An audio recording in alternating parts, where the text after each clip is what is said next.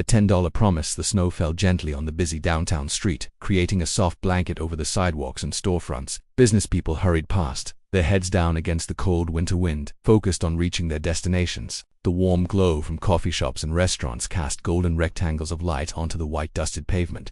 David Mitchell sat at a small outdoor table under the heated awning of Mario's Cafe, despite the December weather. As the CEO of Mitchell Industries, he often found himself needing these quiet moments away from the office. The weight of running a billion-dollar company sometimes felt heaviest during the holiday season, when the pressure to deliver year-end results mixed with memories of simpler times. He sipped his coffee slowly, watching the snowflakes dance in the streetlight. His expensive gray suit and polished leather shoes marked him as someone important, though he tried to blend into the background. Sometimes the best business ideas came during these peaceful interludes, away from boardrooms and conference calls.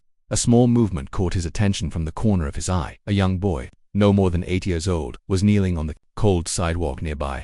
He wore a brown jacket that looked too big for his small frame, and oversized sunglasses that made him appear even younger.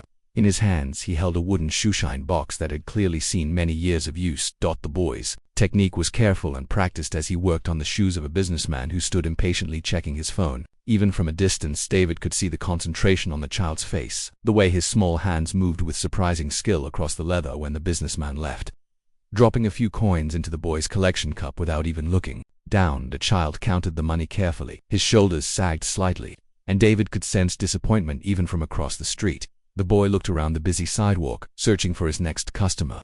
Most people walked past without a glance, their minds on their own concerns. A few noticed him but quickly looked away, uncomfortable with the sight of such a young child working on the street in the snow. David watched this scene unfold with growing curiosity. Something about the boy's determination, mixed with an obvious vulnerability, drew his attention away from his own thoughts. After finishing his coffee, David crossed the street. The snow crunched softly under his expensive shoes as he approached the boy, who looked up hopefully at the sound of footsteps. "Excuse me, young man," David said gently, crouching down to the boy's level. "I couldn't help but notice your work. You seem very skilled at this." The boy's face lit up behind his sunglasses. "Thank you, sir. Would you like a shoeshine? I promise I'll make them look perfect. Just $10. David glanced down at his already well-polished shoes. $10. That seems like quite a lot for a shoeshine. The boy's expression grew more urgent. "Please, sir, just $10. I really need it." His voice cracked slightly. "It's to save my mom." Something in those words made David's chest tighten. "To save your mom?" The boy nodded earnestly. "She's sick, and the medicine costs money. I've been working all week, but I'm still short. I only need $10 more."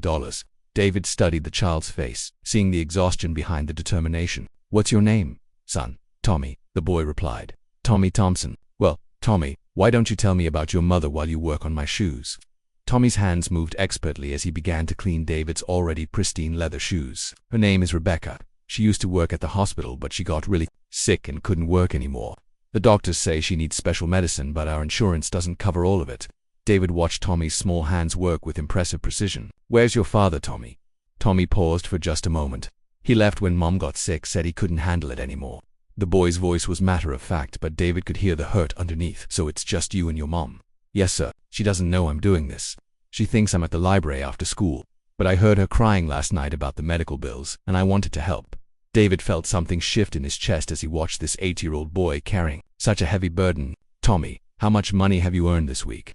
Tommy reached into his collection cup and counted carefully. $43.50. "The medicine costs $54, so I just need 10 more.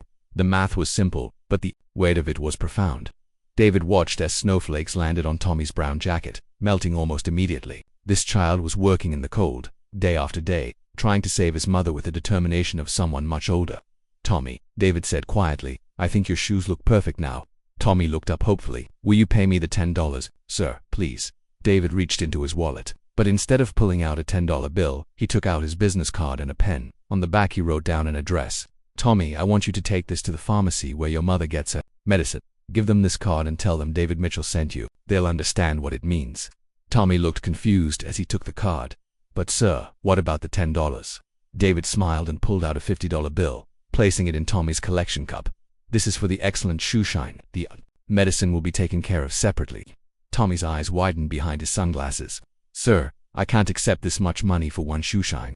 "You're not accepting it for the shoeshine, Tommy. You're accepting it because you're a brave young man who loves his mother very much." David stood up, his voice becoming gentler.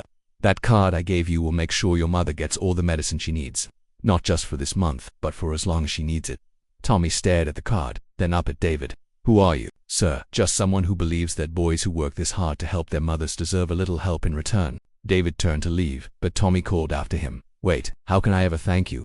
David looked back at the boy kneeling on the snowy sidewalk, his small hands clutching the business card like it was made of gold.